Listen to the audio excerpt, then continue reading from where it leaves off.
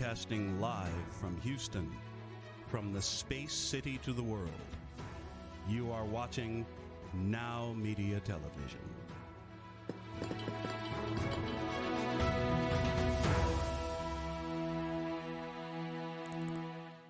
Welcome to Power CEOs, the truth behind the business. I'm Jen Gode, your fearless host, entrepreneur, investor, and business strategist. Why are we here? Because I believe that iron sharpens iron. And when we bring successful entrepreneurs and investors here to talk about what works in business and maybe even some of what doesn't, we all learn and grow. As a result, our businesses grow, and the ripple effect impacts not only ourselves, our families, and our communities, but also the world. I'm really excited about our expert guest today. I have YellIn here. He is a serial entrepreneur. He is moving and shaking in the investor space, and he is truly an industry disruptor. So I'm really excited for you to hear from him today. I know you've asked, how do I pitch to investors? How do I get capital? Or maybe you're an investor watching and you're looking for, how do I find the right business to partner with in order to maximize my investment? He is here to answer those questions. I have heard you. I have gotten him here on the show. Jared, welcome to the studio. I'm really excited to have you here. Oh, I'm so honored, Jen. Your energy is magnetic. Let's rock and roll. I'm excited to share anything you want with this wonderful audience. Great, because I'm an open book and I love sharing the stuff that nobody sees on Instagram. So let's dive into it. Serial entrepreneur. So many people say that they've done this, but the reality is not many have done it successfully. So talk to me a little bit about how you got started. What is the entrepreneur path for you, and how did you get on the trajectory with what you're doing now? So for me, it's interesting where I started, because I remember it like it was yesterday. I'm 20 years old, and I start thinking to myself, eventually I'm going to become a dad. Now, most 20-year-old young men are probably not thinking about becoming a father unless they're about to become a father. But the reason I is I started to reflect on my childhood. And my parents went through an extremely intense divorce when I was very young. I'm sure there was worse divorces than theirs, but it was pretty grueling. And if somebody were to say to me, what is one word to define your childhood, I would have said loud. There was just nowhere for me to go for peace or serenity. So I'm 20 years old, and I'm thinking to myself, eventually I'm going to become a dad. What does that mean? And for the first time, Jen, this word showed up for me. And the word was freedom. I don't ever remember even thinking about that word. I get goosebumps saying it today, but I started to dig into what does freedom even mean? And there was 13 categories of freedom that came to me, from my health to my career to my finances. So I started to define each category, and I was typing ferociously on my little laptop at the time. About an hour later, I had 45 pages of copy written where I defined each of these categories, and then I started reading what I produced. And what I realized in that moment, Jen, is that there's no one that I know that has what's on that piece of paper. And if I'm going to want what no one that I know has, I have to be willing to do what no one that I know has done. I fully immersed myself into entrepreneurship. Fast forward to 7 years ago, my first child, Taylor, was born. And at that point, I had the freedom that I committed to. Entrepreneurship has been my path to create freedom for myself, my family, our team, and now all of our co-founders inside of our exciting project as well. Well, you know, you said something, and I really want to focus and highlight on it, because you defined what success was. You defined it as freedom. And so you fully defined it for yourself. And it's something that we talk about in the show a lot. It's, what are you shooting for? What is your version of success? And if we don't know where we're going, then how the heck do we know when we get there? And so I love that you did that. You defined what freedom was to you. And then you said you did what everyone else wasn't willing to do. You did what it took in order to get there. And I think it's those two key elements that I want everybody who's listening, like, write them down. Know where you're going, define what success is for you, what does it mean, and how do you know you've achieved it, and then do whatever it takes. Be willing to do and put in the work. I think that was so incredibly important, and thank you for sharing that. So Jared, like, fast forward, now you're a dad, you have a son, you have the freedom that you had set out to achieve, and you know, now what you're doing today is even more disruptive than anything else in the industry. Tell me a little bit about how that has evolved. Yes, I actually have 3 kiddos now, a 7-year-old, a 5-year-old, and a 1-year-old. That is my single greatest accomplishment. What I set out to do today is the direct result of a life experience I had, which happened to have been the darkest moment in my life, personally or professionally. I'm a non-tech founder. What that means is there's not an engineering bone in my body. I know how to write marketing copy, and I really know how to sell. And I had a vision for a marketing SaaS, software as a service, that I wanted to bring to the small business community a number of years ago. And I ended up hiring a software development firm that specialized in MarTech.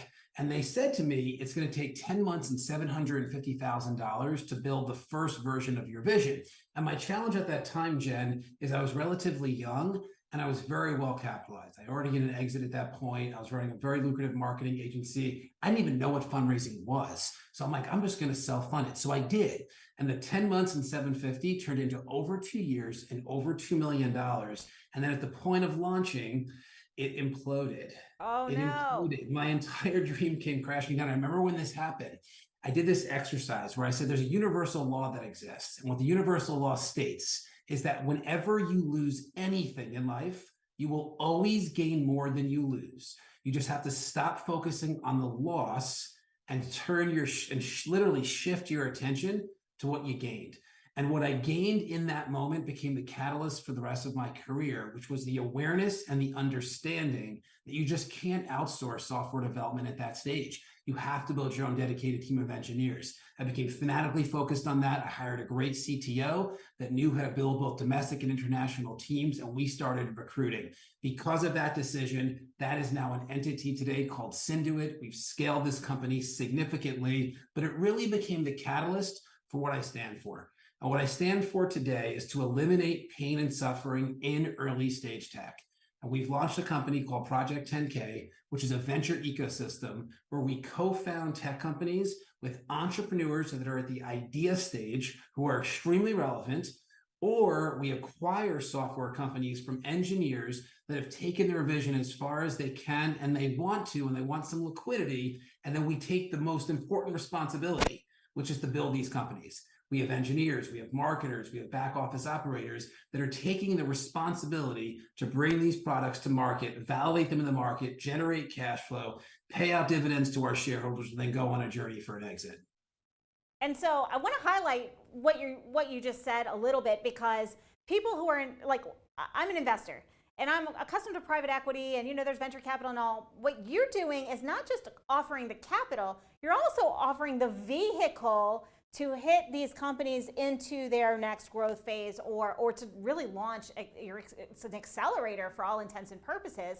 So how did your experience and that dark moment shift and frame what it is that you're doing for these tech founders today? So when this happened, I remember thinking to myself, most won't even experience what I just experienced because I was blessed enough to have the resources and be resourceful enough to even get to that point. So most people are going to die with their greatest song inside. Others are going to try to pursue it, and they're going to end up in what I call the Bermuda Triangle of entrepreneurship, which is where most people like me, non-tech, tech founders, reside. And I was committed to creating a safe path for people to realize their dreams. In addition to that, and I'll call my shot on the show, and I did this actually about 3 years ago when we launched this project, I made a bold statement. And the bold statement is this: singles and doubles are the new unicorn. It's really important that you hear this. Singles and doubles are the new unicorn. Running capital efficient SaaS companies that do not require venture capital to become viable. The reason this matters is Silicon Valley Bank imploded. And it imploded because too many organizations are chasing unicorns. And every time you chase a unicorn, you are overlooking 1,000 singles and doubles. And when you add together these singles and doubles, they're worth more than the unicorn with less capital and less risk and significantly greater upside. That's what we stand to prove, and we already have the data to support it.